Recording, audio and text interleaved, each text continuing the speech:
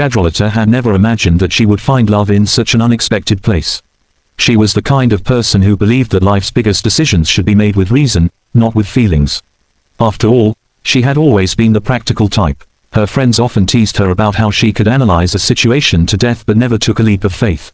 And while she had seen others fall in love, she had never truly believed in the idea of a soulmate or love at first sight.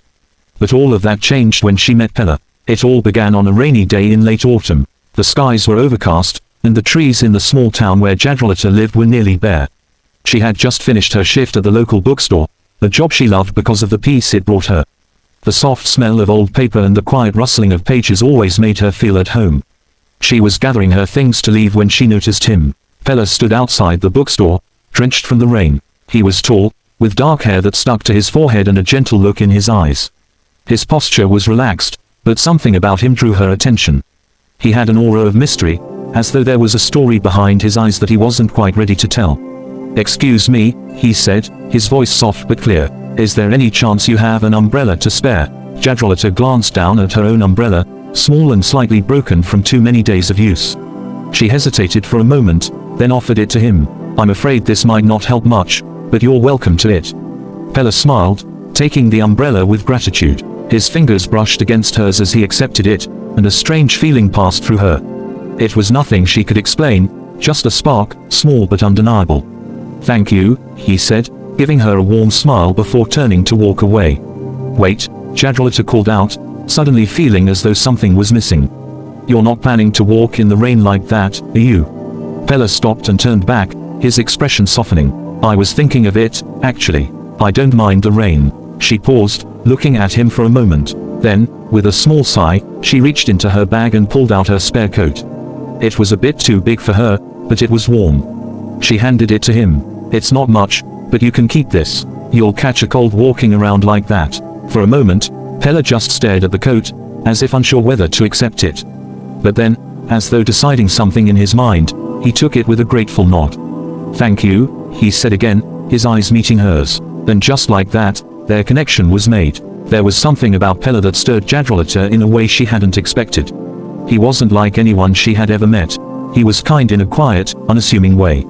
There was no rush, no forced smiles, no grand gestures.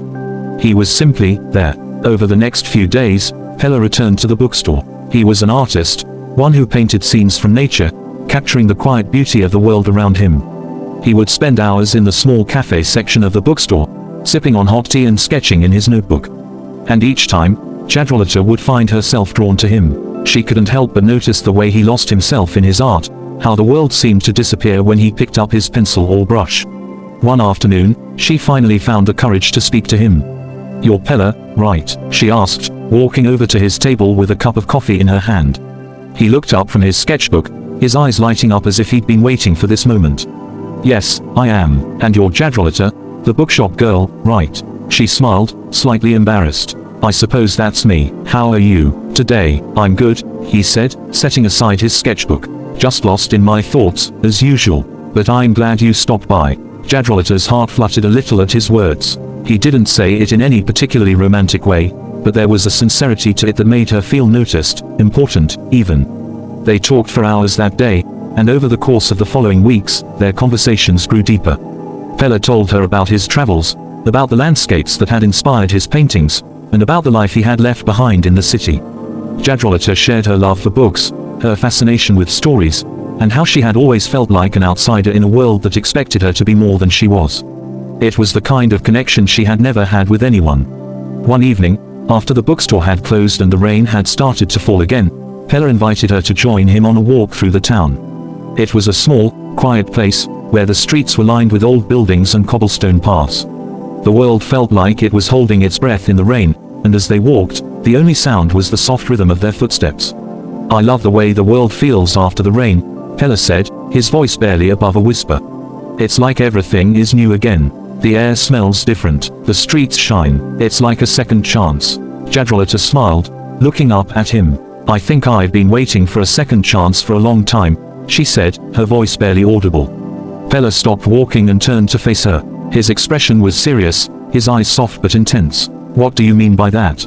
Jadrolita felt a lump form in her throat. She had never been good at talking about her emotions, never allowed herself to be vulnerable in front of others.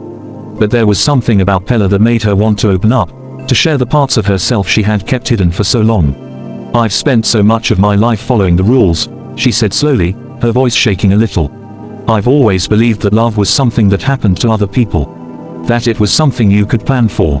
But meeting you, I don't know, you've made me think that maybe there's more to life than just planning everything." Pella took a step closer, his gaze steady. "Jadrolita, you don't have to have everything figured out. Sometimes, love comes when you least expect it." He reached out and gently took her hand, as if to anchor her to the moment. The touch was simple, but it sent a wave of warmth through her.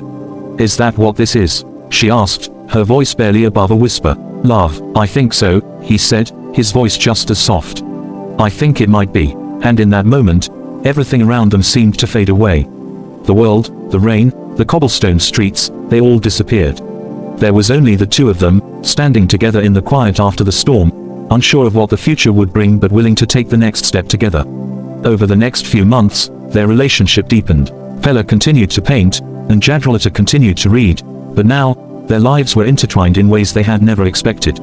They spent the days walking together, talking about everything and nothing, and sharing quiet moments of understanding. Pella's art flourished, inspired by their connection, and Jadrolita found herself writing her own stories, stories of love and second chances. But as time passed, they both knew that life wasn't always as simple as it seemed. There were challenges ahead, unspoken fears, past wounds, and the weight of their own insecurities. Yet, in the midst of it all, they both learned that love wasn't just about the grand gestures or the passionate moments. It was in the small acts of kindness, the shared silences, and the willingness to open up, even when it felt easier to close off. One day, as they sat on a bench in the park, watching the world go by, Pella turned to her with a thoughtful expression. "Do you ever wonder how we ended up here?" he asked. Jadrolita smiled, leaning her head on his shoulder. "All the time, but I think it's the best place to be." They sat there, not needing to say anything more, because, in that quiet moment, they both knew that this, whatever it was enough. It was a story neither of them could have predicted, but it was one they were willing to live, together. And in the end, that was all that mattered.